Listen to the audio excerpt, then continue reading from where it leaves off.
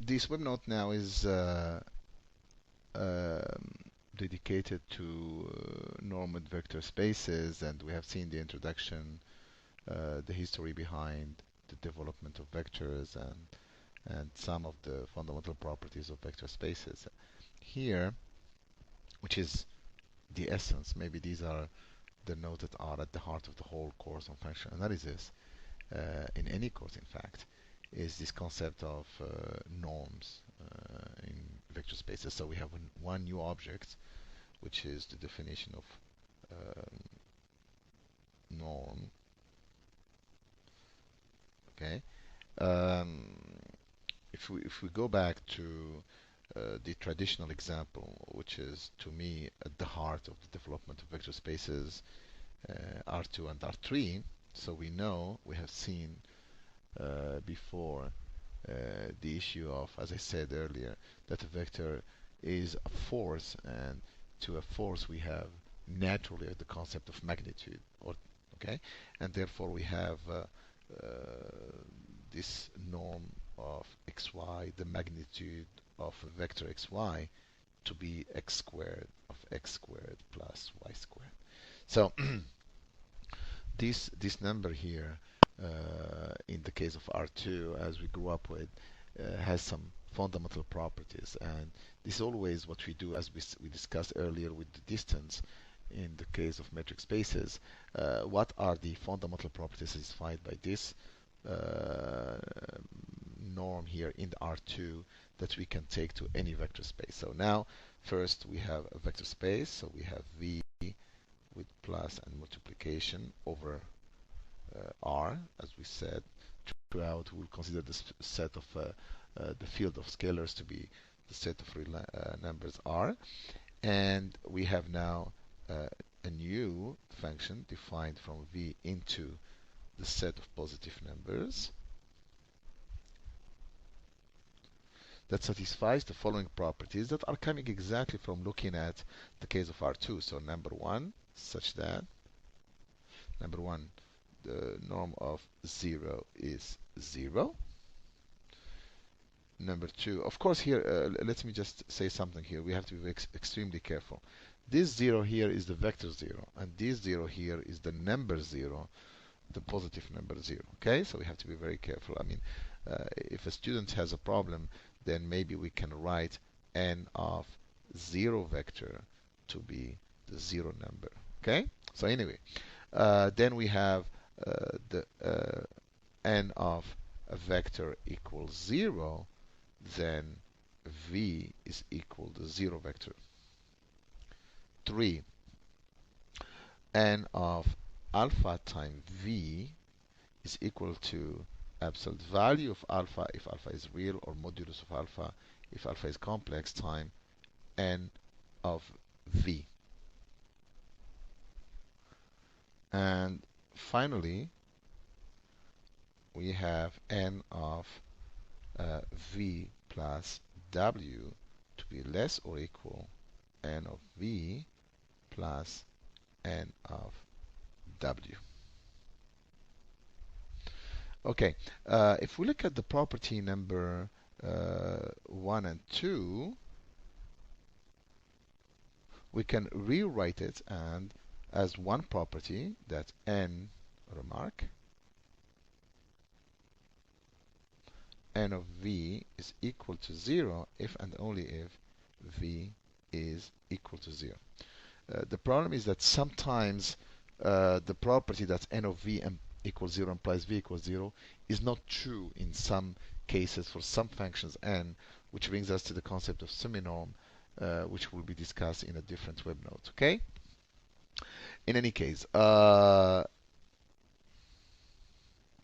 notation, as we did in the case of R2, we will not write n of v. We will write the norm of v instead. Okay? So the norm is a function defined from a set of vectors into the positive numbers. What are some of the properties of the norm let me just say one that is will be useful. By the way, I forgot to mention that the property number 4 here, this property here, is also known as the triangle inequality satisfied by the norm. If we take here a little property here that will be very, very useful, is it says, okay, we have um, the norm of u plus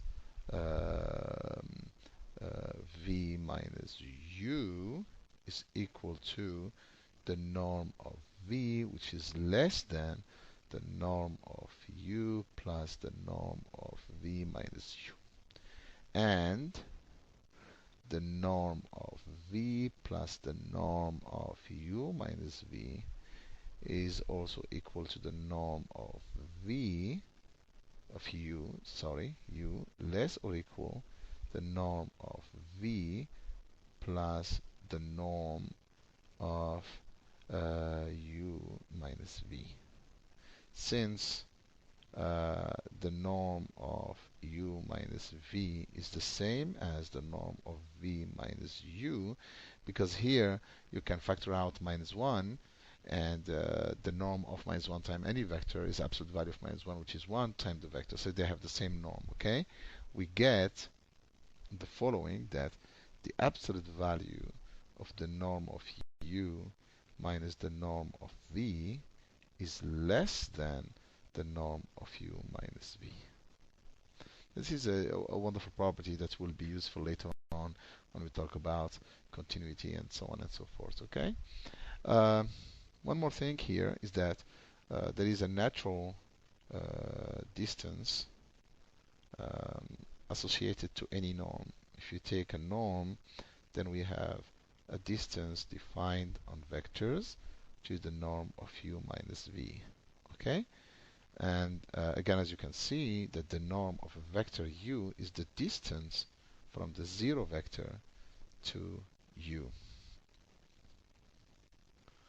So here, this tells us what? This tells us that a vector with the norm, okay, has a structure of a metric space, and therefore we can define all the properties that we have in metric spaces in this setting of vector spaces. So a normed vector space is a metric space. Now, of course, because we have the structure, the algebraic structure of vectors and their properties, therefore we have a richer structure than just the abstract metric spaces, which we'll see throughout this web node, that there are some beautiful properties of normed vector spaces. Okay, so they are examples of metric spaces. As we did for metric spaces, now we have a natural topology.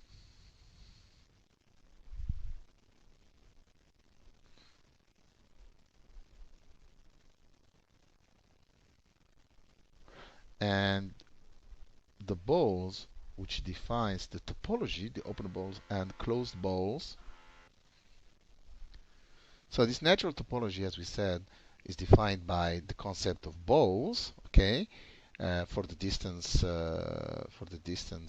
d, defined right here. And what we get two new concepts for balls for the norm. So here we have the following set, u, r. This is, of course, coming r, which is a positive number. So this is v in v, such that the norm of u minus v less than r. This is for the open one. And for the closed one, okay, so we get v in v such that the norm of u minus v less or equal than r. And sorry, r is minuscule, so we don't confuse it with the set r. Okay, and it's not very hard to see that this concept, in fact, these balls are translation. For example, the ball centered in U, regardless if it's open or closed, with radius r, is just a translation of the ball centered at 0 with radius r. And that the ball centered at 0 with radius r is just r times the ball centered at 0 with radius 1. So again, these are, so this is what we call the unit balls, okay? Either open or closed, huh? So we have the open one, 0, 1, to be the set of V in V such that the norm of V less than 1. And for the closed one, sometimes we drop the letter C in general, so we just have um, V in V such that the norm of V is less or equal than 1. Okay, so that's we call it the unit ball. So if we have to specify unit open ball and unit closed ball, then we will do. Otherwise, whenever you hear the unit ball, they are referring to the closed one. Okay, the closed one. So again, armed with these balls, okay, open or closed, we generate the natural topology on normed spaces for any normed vector space. And once we have this, so we have the concept, of course, of what? Closed, open subsets of V. And also we have the closure and the interior of subsets in V. So you see, all the properties of the topology in metric spaces are now extended to the case of normed vector spaces. So again, as we did in metric spaces, we learned that the closed sets are characterized by a sequential property, meaning that you have the limit point and the accumulation point. So there's a characterization for closed set, and for that we need a sequence and conversions of sequences to be able to capture this concept in the case of vector spaces. So here we have then sequences in a normed vector space. So we have first we say that Vn vectors in V are convergent to some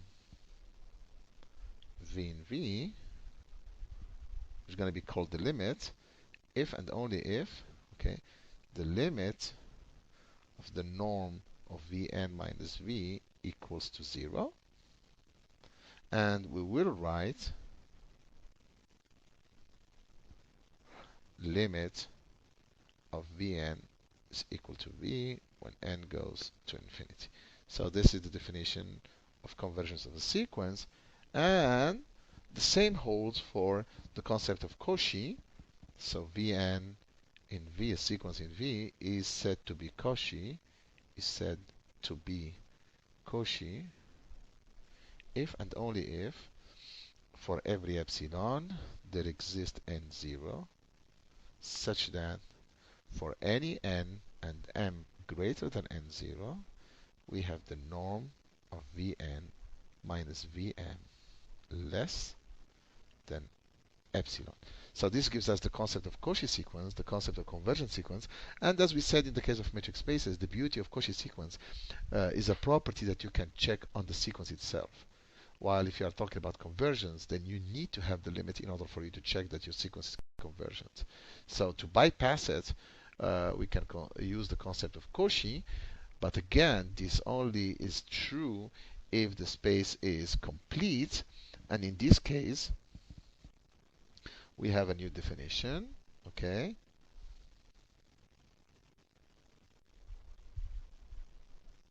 Okay, definition.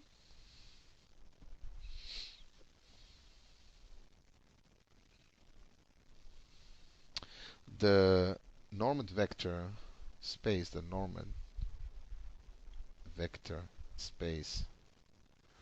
V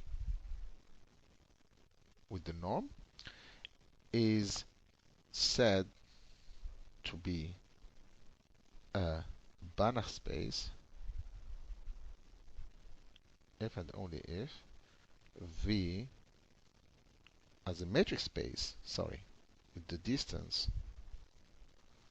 defined above through the norm is complete. So in the case of Banach spaces, then in this case we have Cauchy sequences and convergence sequences are the same, and we can then use what we just said.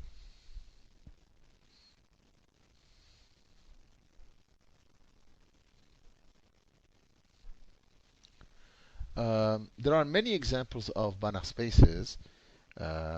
Maybe we'll discuss them when we do a web note on examples of normal spaces. The most natural one is Rn, so Rn is complete. Okay, so here it's easy example. Okay, it is easy to check. It is easy, very easy to check that Rn with the Euclidean norm, is a Banach vector space. Okay, and in fact, we have a very interesting, beautiful result that extends this one theorem. Beautiful theorem, in fact. The proof is interesting. Okay, let V be a normal vector space.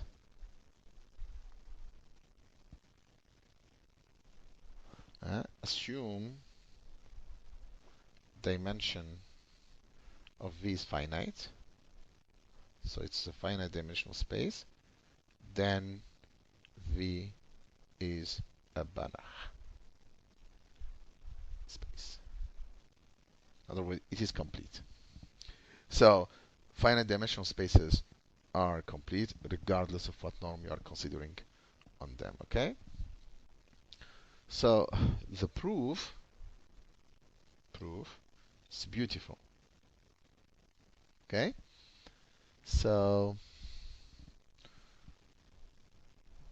we will do the proof by induction on the dimension. So here the proof is done by induction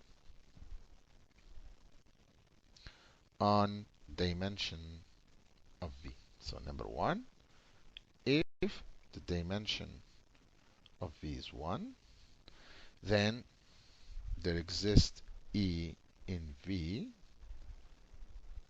Okay, we'll assume that the norm of E is 1, such that V is just the span of E. Span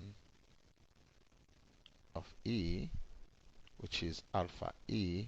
Alpha belongs to R, which, by the way, sometimes we'll write as R times E. Okay, so obviously here, if let Vn be a Cauchy sequence, okay, in V, write Vn as alpha n E, with alpha n belongs to R, then the norm of Vn minus Vm for any n and m is exactly the absolute value of alpha n minus alpha m. So this implies, okay, this implies that the sequence of real numbers alpha n is Cauchy in R. So limit, because R is complete,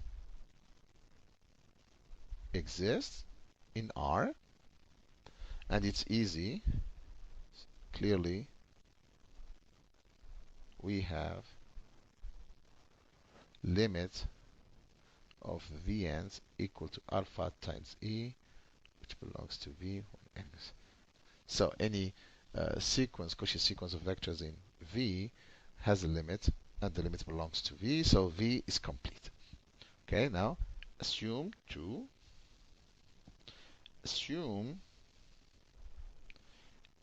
any uh, normed vector space V such that the dimension of V is equal to m minus 1 is complete.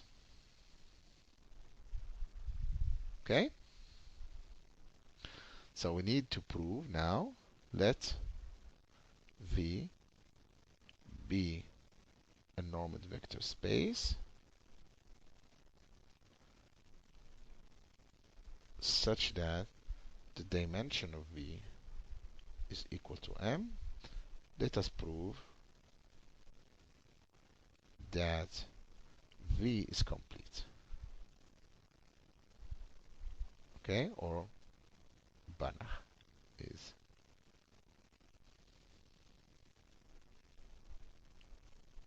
Okay. Now, uh, the next idea is very rich, and we'll see a beautiful application of this proof, the one that we're going to use right here, um, for a very fundamental result on normed vector spaces which have a finite dimension. Since the dimension of V is m, then there exists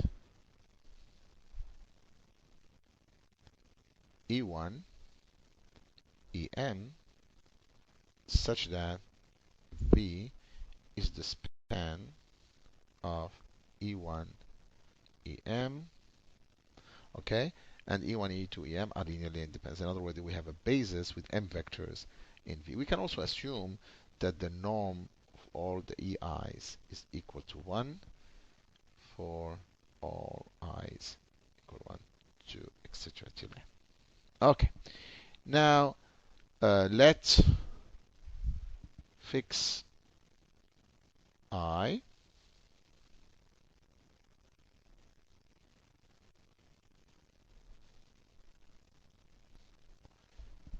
and set Vi to be the span of E1, oh, I would say, hold on, let me recharge it. Ej such that j is different from I. So we are moving ei from the family of vectors, and we consider the rest of the vectors. So clearly, okay, the dimension of Vi is equal to m minus 1 because we removed ei, only one vector. Okay? Our assumption implies that Vi is complete for the norm of the space V, and therefore it is closed. So this implies that Vi is a closed subset of V as a metric space. Okay? So we know then the distance from EI to VI, which we will denote by delta I, is different from 0. Okay, so the reason is because if the distance is 0, okay, so of course keep in mind the distance was the infimum of the distance from EI to V. V belongs to VI, okay, which is in this case the infimum of the norm of EI minus V when V belongs to V I, and this is greater than 0, not equal to 0. Okay? So now this tells us that for every I, so set delta equal the minimum of all the delta i's,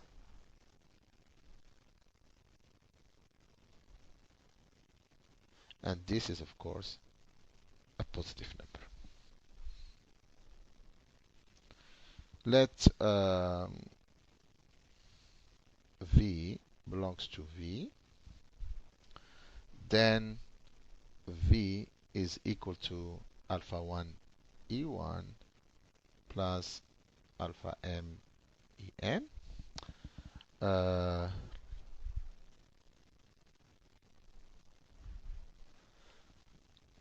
Clearly we have V equal alpha K plus the sum alpha I I different from K.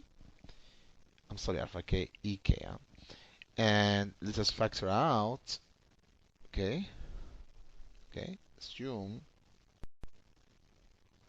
alpha K not equal to 0, then V is equal to alpha K EK plus sigma of alpha I over alpha K EK I different from K.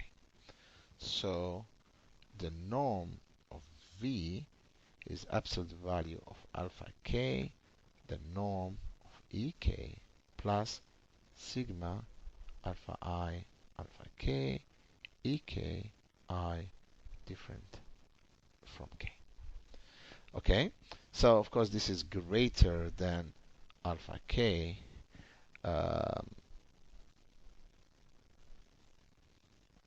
distance from EK to the space VK, okay, which is equal to delta K, but delta K is bigger than delta, therefore this is greater than alpha K delta, the one that we found as the minimum of all the delta i's.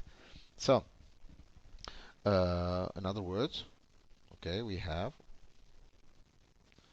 this implies that absolute value of alpha K is less than 1 over delta, the norm of V.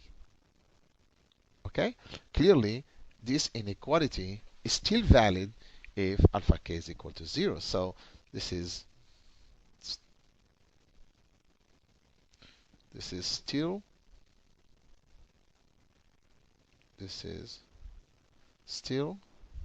valid if alpha K is equal to 0. Okay?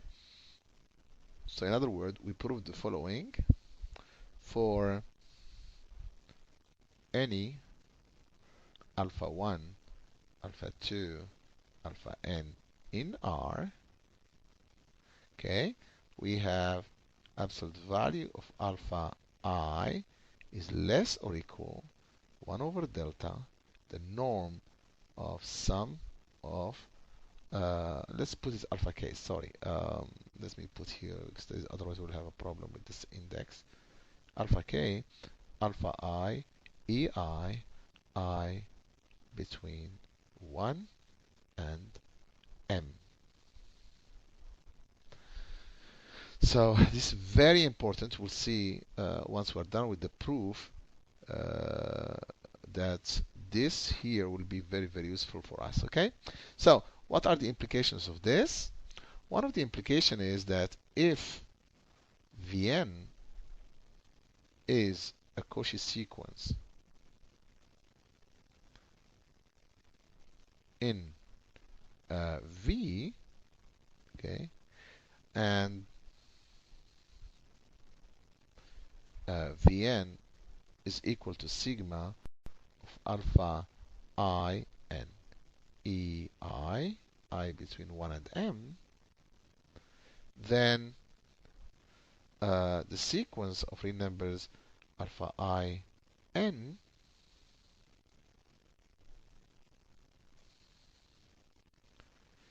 is Cauchy in R for any I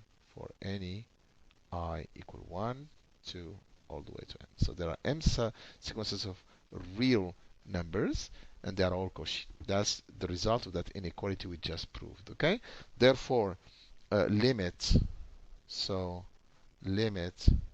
of alpha I n, when n goes to infinity, exists equal alpha I in R for I in 1m. And if we set v to be sigma of alpha I ei's, okay, we have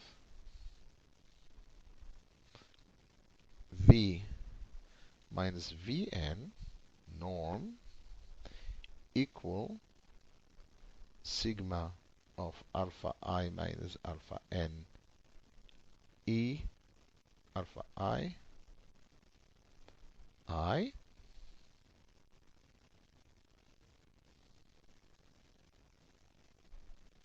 Okay, so this is alpha n minus, I mean, we can put the n because I wrote v minus vn, so I can put n on this one, but it will not make any difference anyway, because as we said, a vector and its opposite have the same norm anyway.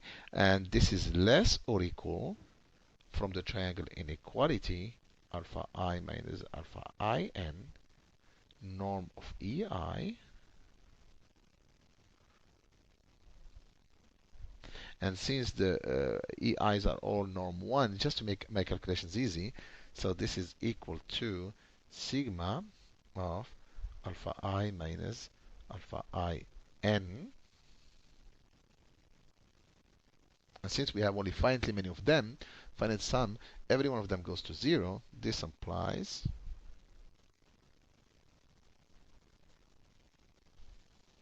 limit of the norm of v minus vn equals 0, or limit of vn equals to v. So in other words, as we said, any Cauchy sequence is convergent, therefore the vector space V is complete. And since this is done for all the spaces with dimension m, the induction argument will complete the proof of this theorem, that any vector space with finite dimension is a Banach space or is complete.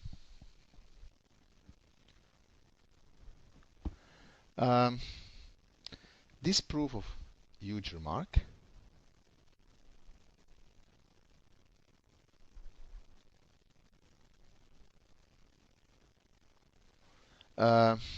let V be a normed vector space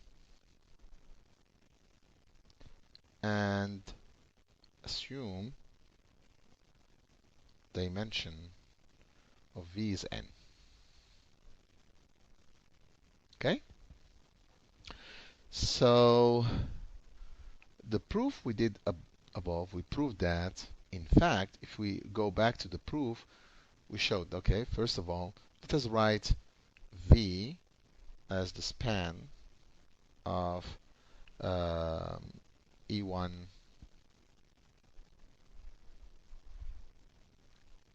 E2, En. Okay? And what we proved is that there exists delta. So we assume that all the EIs have norm 1. It's very easy. It's enough to divide by the norm because they are all non-equal to 0, since this is linearly independent set of vectors. So we can always assume that they are unitary. And what we proved earlier is that there exists delta positive, such that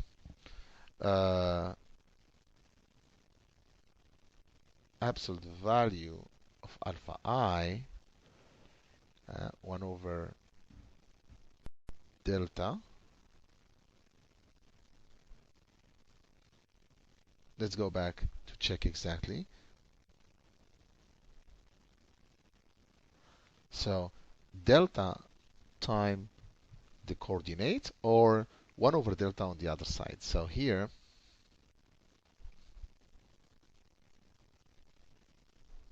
so alpha I, if I bring delta here, it becomes delta here, less or equal than the norm of sigma of alpha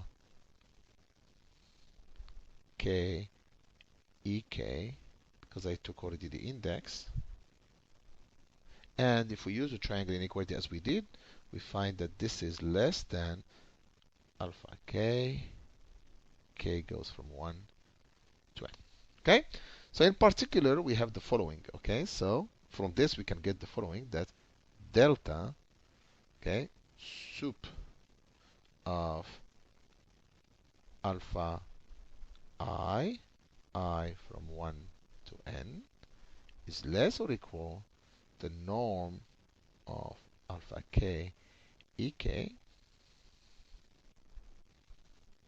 less or equal than n times the sup of alpha I between 1 and n.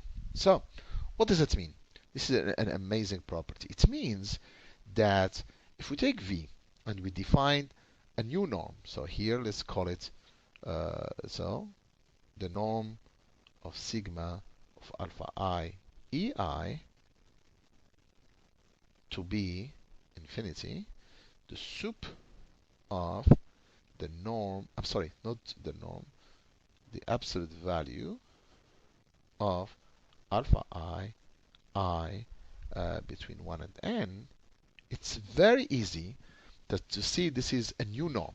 Okay, so we have the original norm in our space V, and now this now defines a new norm on V. And what's interesting is that delta times this norm of any vector V is less or equal than the norm original one on V, less or equal than n times the norm of V infinity. So in particular, if we have two other norm, I'm sorry, if we have norm 1 and norm 2 are two norms on V, okay, then what do we have? So we have to be very careful. Huh? We have, okay, we have norm for any V in V, okay, we have norm V2,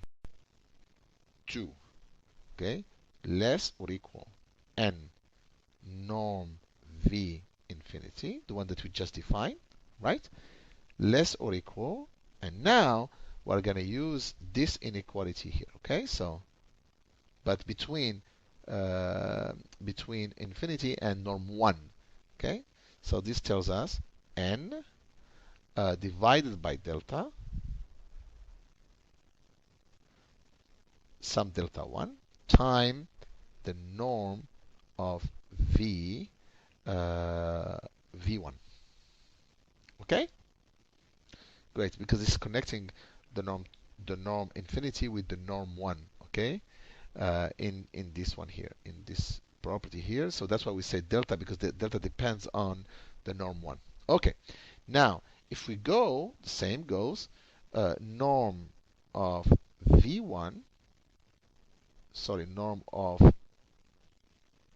V1 is going to be less or equal, same calculation, n norm of V infinity less or equal than n over delta 2, the norm of V2. Okay? So,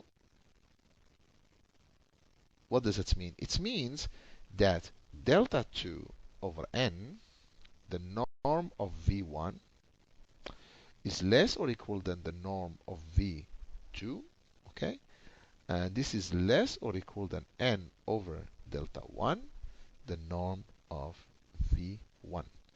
So in other words, for there exists alpha and beta positive such that alpha, the norm of V1, is less than the norm V2, less than beta, the norm of V1. And if you go back to the distance, what it means, as we said in metric spaces, that these two norms are equivalent. So we say that norm 1 and norm 2 are equivalent. So what's interesting is that when the vector space is finite dimensional, all the norms are equivalent. This is an amazing fundamental result, and in fact, it's not true in infinite dimensional spaces. Let us go back now to, as we said, um, properties of the topology with respect to the properties, some properties of the topology in normative vector spaces. So we said we inherit all the properties of the topology in the metric spaces in this setting, but we do have more because in the case of vector spaces, we have the addition and multiplication by scalar. So what happened? Okay, first note, okay, that if Vn and Wn, two sequential of vectors, converge to V and W respectively, for any alpha and beta in R, the sequence alpha Vn plus beta Wn converges to alpha V plus beta W. Okay? So this is interesting because it gives you some kind of stability and beautiful properties of this conversions with respect to the addition and multiplication by scalar. And here, this allows us, for example, to show that theorem, okay, the closure of a subspace is a subspace. Okay, so the closure, in other words, some kind of stability between the structure of the normative vector space and the closure. Okay. Little remark here. Okay, just for the sake of the span also is known sometimes as the linear. Okay, so when reading some books, one may also hit the terminology linear hole instead of the span. Okay, one more property here, theorem. Okay, because if you take the set R, we know that R is separable because we have a dense countable set, which is the set of rational numbers. And if you take any finite dimensional spaces, it's very easy to see that they are separable. And then we have the following property here.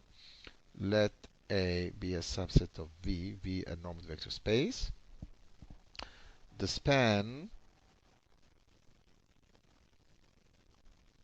of A, okay, and if we take its closure, is separable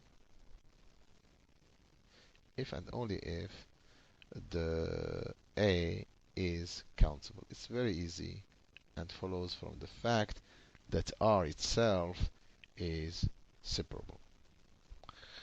One more amazing property here, which is of topological nature. So remember, we proved that any finite dimensional vector spaces, normal vector spaces, all the norms are equivalent. So let us make a little remark here, which is really a huge result that we're going to get here. Okay, let V be a normed vector space. Assume dimension of V is equal to n finite. Then we know that the norm of V, all the norms are equivalent. And in fact, for example, we can show that if V is the span of E1, En, then there exists alpha beta positive such that the alpha, the max of absolute value of the alpha i's is less or equal the norm sum of alpha I ei's less than beta, the max of absolute value of alpha i's. And this is true for any alpha 1, alpha n in R. Now, okay, so let Vn be a sequence of vectors in V. Okay, what happened is that if you take the ith component, so V I n, okay, the ith component of Vn, then what you do is the following. Okay, so you assume that the Vn's are all bounded. So assume the Vn is a bounded sequence. Okay, then the sequence of Vin, the component now, is bounded in R, component by component. Huh? And we know then from the fundamental result of R that any bounded sequence has a convergent subsequence. So what you do, you start with the first one. You're going to find a subsequence. Okay, so there you go. V1. We start with V1n. Okay, the first component has a convergent subsequence in R. Convergent subsequence. Okay, let's call it V1 phi1 of n. And then when you go to the second component, you don't consider V2n. You consider V2, the sequence of the second component, and you consider V2 of phi1 of n. And this one is bounded. So this one has a convergent subsequence. Okay, V2 of phi2 of n. So you see, you continue doing this till you reach the end because there are only finite numbers of what? Of components, because we are in the finite dimensional case. And then what you have a subsequence, okay, of the original sequence Vn, okay, such that all the components are convergent. So here, so this will get us what? So, okay, because it's a finite step. There is no induction here. Everything is finite, okay? We are in a finite dimensional space. So there exists a subsequence Vn of Vn such that the components Vi phi of Vn converges to some Vi in R. So component-wise, they are all convergent. And clearly, the sequence V of Vn here then will converge to sigma of Vi EI in V. So what happened is that what we did here is that the bounded sequence has a subsequence which converges, okay? And one of the conclusions of this, implication of this, therefore, the unit ball is compact. Keep in mind that uh, all the balls, okay, all the balls, in fact, are either translations or multiplication by a number of the unit ball, okay, the closed unit ball. And so what we have here is that if the unit ball is compact, all of the balls are compact, okay, because of the properties that we have between the convergence of sequences and the addition and multiplication by scalar. So here the unit ball is compact. And what's amazing is the following theorem. It's truly amazing theorem. Okay. Uh, let V be a normed vector space. Okay. If the unit ball, the closed unit ball, is compact, this is truly amazing, then V has a finite dimension. A finite dimension. Okay?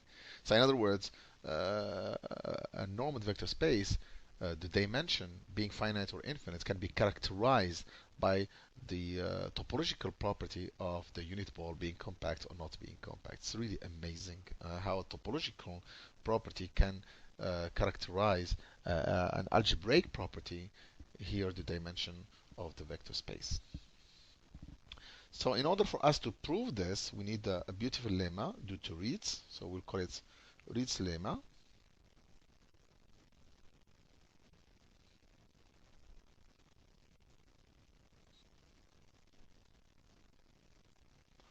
Is a kind of technical lemma, okay, which is useful. I mean, let V be a normed vector space, be a normed vector space. Let W be a closed subspace of V, okay, such that V is different from W. So we have a smaller subspace, okay? Let X be in, I'm sorry,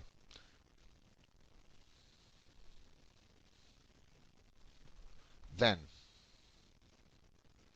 for any alpha in 0, 1, in other words, between 0 and 1, there exists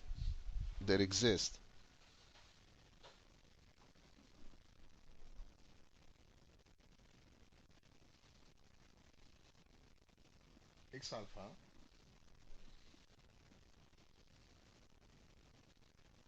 so it belongs to V minus W. In other words, X alpha does not belongs to let's just to be consistent call it V alpha,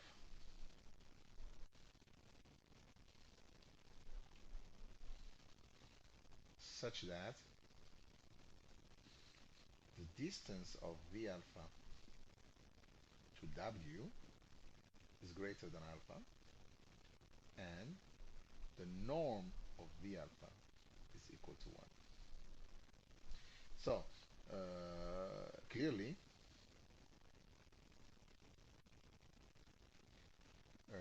the distance of V alpha W is defined as the infimum minus W. So we must have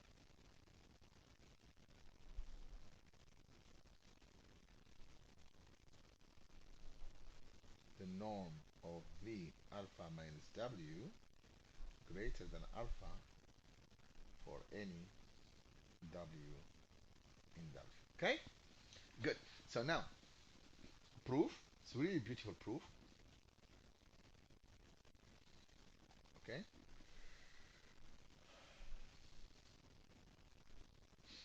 let x belongs to, sorry, again to be consistent, let us take v minus w. Okay, v does not belongs to w, and w is closed, so the distance from v to w is positive, not equal to 0. Okay, so if we take now, let alpha positive less than 1,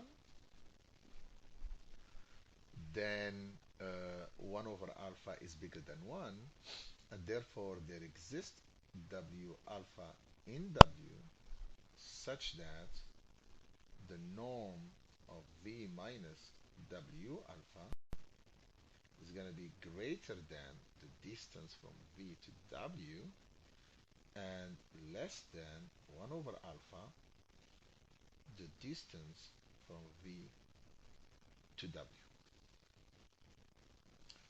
Okay, set v alpha to be 1 over v minus w alpha norm v minus w alpha. Okay, so it's a unit vector, obviously, so norm of v alpha is equal to 1, number 1. And now let us look at the distance from v alpha to w. So let w belongs to capital W. We have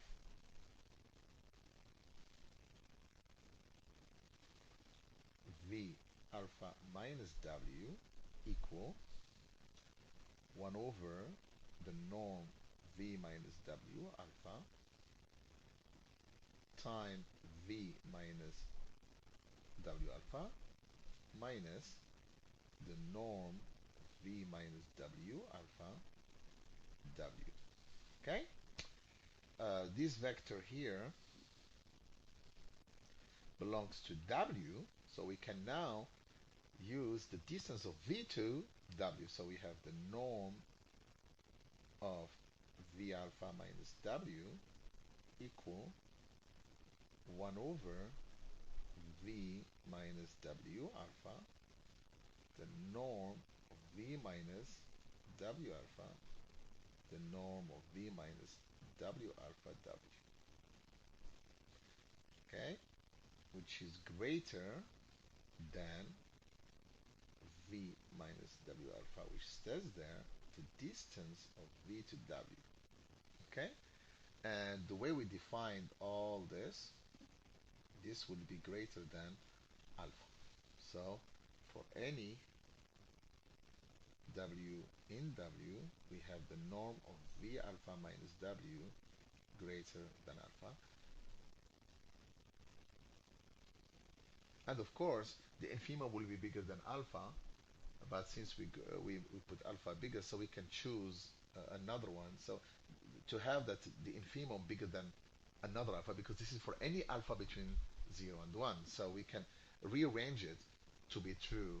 Instead of starting with alpha, I start with alpha plus epsilon, and then of course I will get strictly bigger than alpha. So this technical result, of Reed's lemma, will be extremely useful to prove in infinite dimensional spaces in the unit ball the existence of what we call alpha separated sequences. Okay, so let's go back now to our theorem, proof of the theorem, proof of the theorem. Okay, so assume that the dimension of V is infinity. Okay, so not finite. Okay, so let V1 belongs to V with norm of V1 equal 1. Okay, so we know that R times V1, which is the span of V1, has dimension 1. And this subspace is closed because we have proven that any finite dimensional normed vector space is closed regardless of the norm. I mean, it's complete regardless of the norm, so it's closed since it is complete. And this cannot be equal to v because v has an infinite dimension. So if I take alpha throughout, I mean, I can take any alpha, but let's take alpha equal 1/2, okay? Then I know that there exists a vector v2 in v minus r v1. In other words, in the difference, such that the distance between v2 and v1, the norm of v2 minus v1, is greater than alpha, okay, and the norm of v2 is equal to 1. So this is Riss lemma, okay? And if we continue, now we take again the span of v1, v2. This is different from v, okay? It's different from v. So for the same alpha, there exists, and again, the span of v1, v2 is complete, therefore it's closed in v. There exists v3 in v, not in the span of v1 and v2 from the Riss lemma again, such that v3 minus vi is greater than 1/2 for I equal 1 and 2, and the norm of v3 is equal to 1. Okay, so by induction,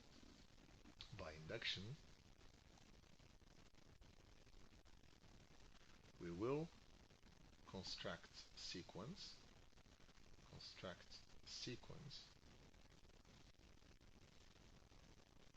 of unit vectors Vn such that Vn minus Vm is greater than 1/2 for n different from n. Okay, so this is what we call an 1/2 separated sequence, and they are all unit vector, therefore Vn's are all in the unit ball of V, okay, and for all n, okay, and clearly Vn has no convergent subsequence, okay, so B1 is not compact, okay, which completes the proof of our theorem. Next, we will finish this web note by looking at the quotient space, quotient vector space, okay, in the case of normed spaces. Okay, so here let V be a normed vector space. Okay, let W be a subspace of V, and consider V divided by W, the quotient vector space. Okay, as we defined in the introduction, okay, to vector spaces. So now, what's interesting is how can we define a natural norm on the quotient space from the norm of V, okay? So here, let us define the norm of a class of V as the infimum of the norm of V plus W belongs to capital W, okay? So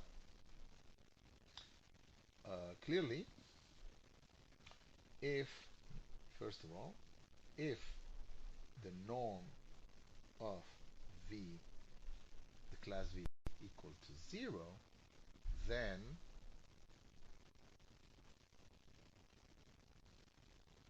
there exists a sequence in W such that the norm of V plus Wn goes to 0 as n goes to infinity. So Wn converges to minus V as n goes to infinity. Okay? So in order to obtain a norm, we want the norm of V to be equal to 0 implies that the class of V equal the 0 vector in the quotient space, which means this is true if and only if V belongs to W.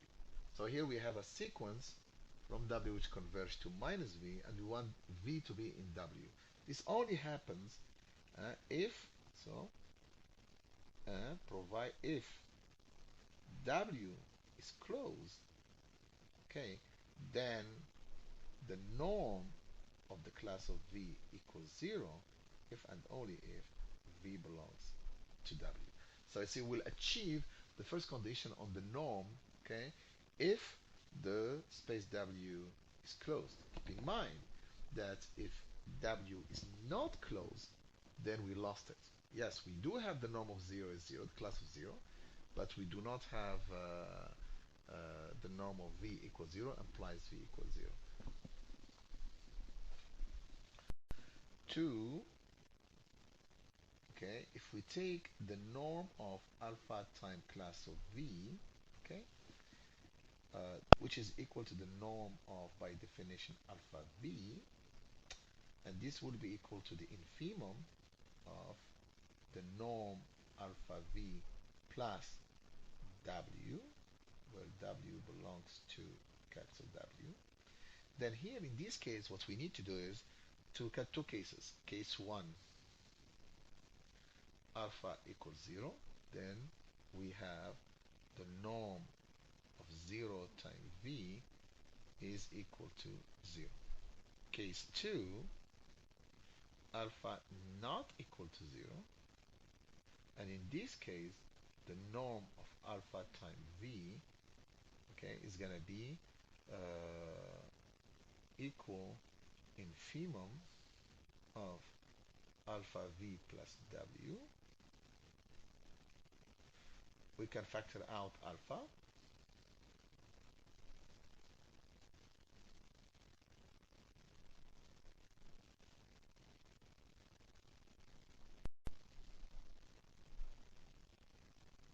which is exactly the norm of the class of V. So the condition on the homogeneity of the norm of this new norm is satisfied. And the last one is the norm of class of V plus class of W. Okay, let's consider V1 and V2. Then this is exactly the norm of V1 plus V2. Okay, and it's very easy to see that this is less than, using the properties of the infimum, plus, and the fact that W is a subspace, class of V2. So we have the triangular inequality, and therefore the quotient space is quotient space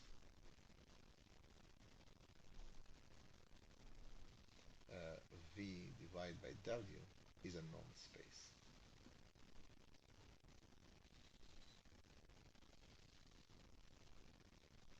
Next, we will show that if V is a Banach space,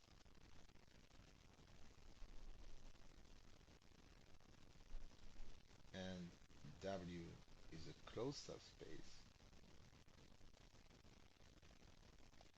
of V, then V divided by W is a Banach space.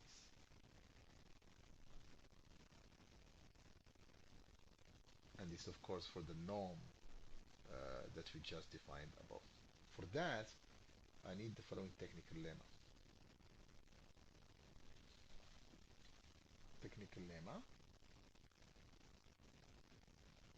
which will be heavily used throughout this course. It's a beautiful lemma, by the way. Let V be a normed vector space. Okay. Let Vn be a Cauchy sequence. Okay. Then there exists a subsequence V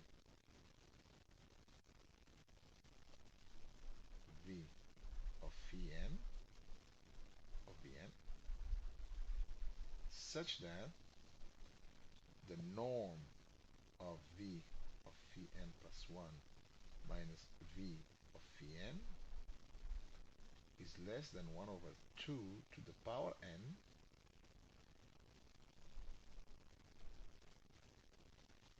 for n greater or equal than 1. Okay, it's an amazing property, technical property here. Proof of this technical lemma.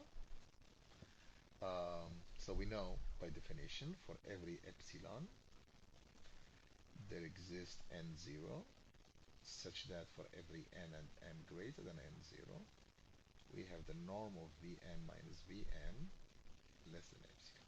So that's definition of Cauchy. Okay, so take epsilon equal 1 half, let n0 of 1 greater than 1 such that for every n and m greater than n01 we have the norm of Vn minus Vn less than 1. Okay, take phi of 1 to be n0 of 1 plus 1, for example. Okay, any number bigger than n0 will do. Okay, then let epsilon equal 1/4. There exists n02 greater than 1 such that for every n m greater than n02 we have the norm Vn minus Vm is less than 1 over 2 squared or 4. Okay, so now take phi of 2 to be the max of phi 1 plus 1 and n0 of 2 plus 1, for example. Any numbers bigger than this max will do. Then in this case we have the norm of V of phi2 minus V of phi1. Okay, because phi2 is bigger than phi1 bigger than n0 is less than 1/2. Okay, let me just do the next one and then the people will get the idea here. So here take epsilon equal 1 over 2 to the power 3, 8. There exists n03, okay, such that for every n and m greater than n03 the norm of Vn minus Vm is less than 1 over 8. Okay, take phi of 3 to be the max of phi of 2 plus 1 and n0 of 3 plus 1. Then we have the norm of V of phi of 3 minus V of phi2 is less than 1 over 4. So by induction,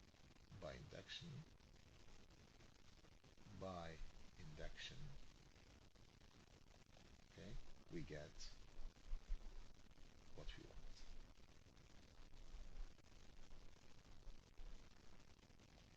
Okay. So what's interesting is that though we did not see it yet here, it's clear remark here. Okay, and this is by the way also true in the real line. Okay, so the sigma of the norm of v phi of n plus 1 minus v of phi of n here n equal 1 to infinity is convergent because it's less than a convergent series, therefore this one is convergent. So whenever you have a Cauchy sequence, you can find a subsequence such that the distance between the vectors, okay, and the series of the distance between each consecutive vectors is convergent. Okay, it's really an interesting proposition here, which is also true in the real line, by the way. So let us go back now back to the quotient spaces. Okay, assume that V is complete, is a Banach space,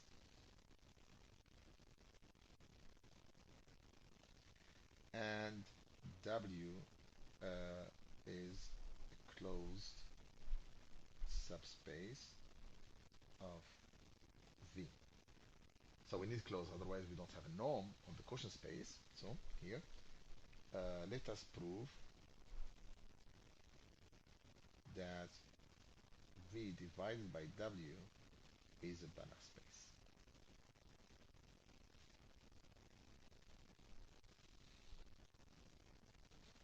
Let Vn in V such that the sequence of the classes is a Cauchy sequence. Okay, what's gonna happen here is that instead of proving that this one is Cauchy, is convergent, we're gonna prove that a subsequence of this one is Cauchy. So here we know, so in other words, what we are gonna prove, let us prove that a subsequence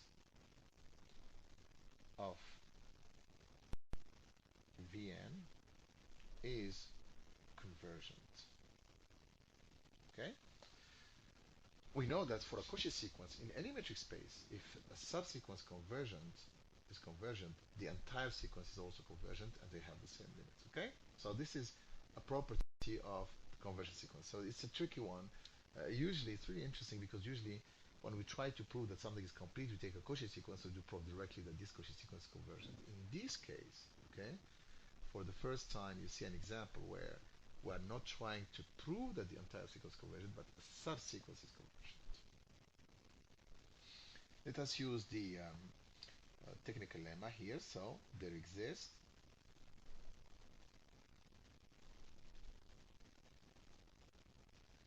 a subsequence V of Vn of Vn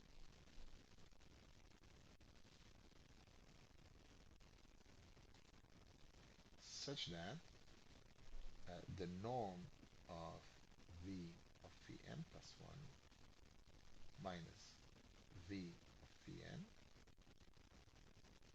is less than 1 over 2 to the power.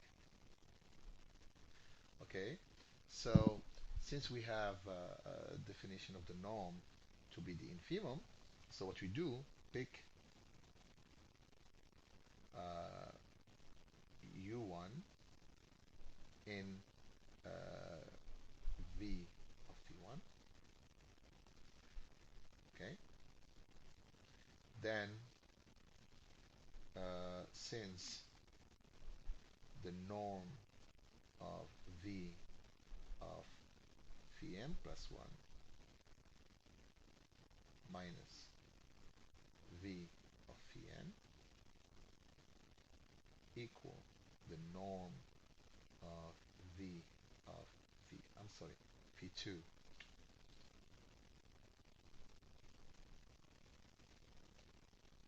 v2 v1 v2 minus u1 equal the norm of v of v2 minus u1, which is an infimum, plus w. So there exists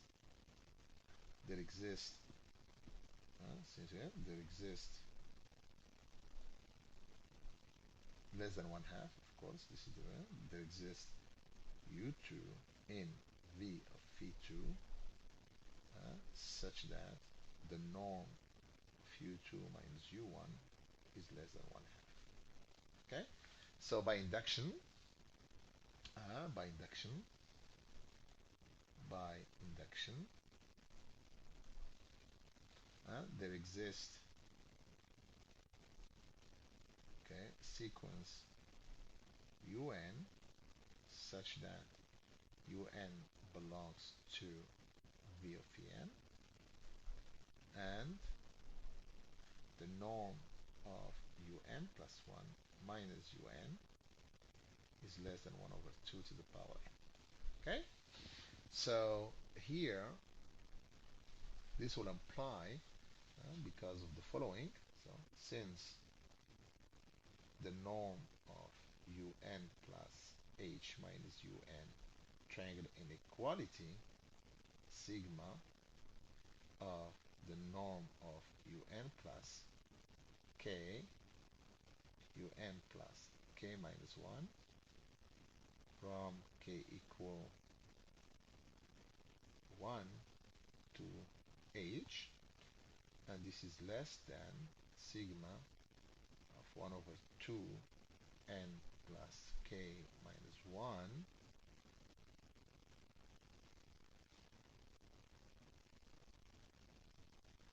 we get the norm of un plus h minus un less than uh,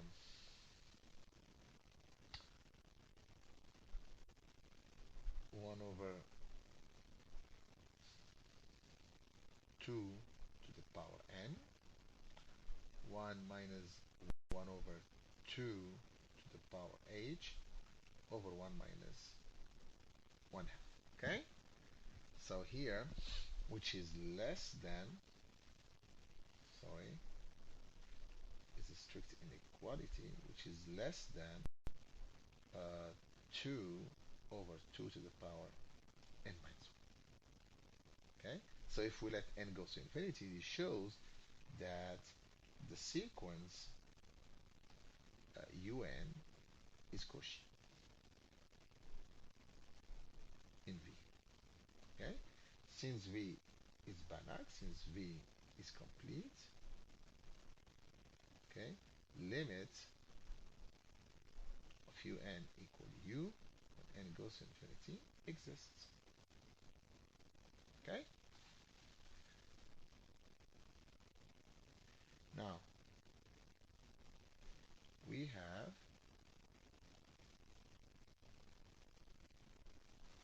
the norm in the quotient space of un minus the class of u by definition is less or equal than the norm of un minus u, because it's the infimum, and if we take the zero vector in w, you get this inequality for every n, for any n. So, and since the class, so this implies that in fact the sequence of the class of un is convergent, and its limit is the class of u in the quotient space. Okay, in the quotient space, sorry.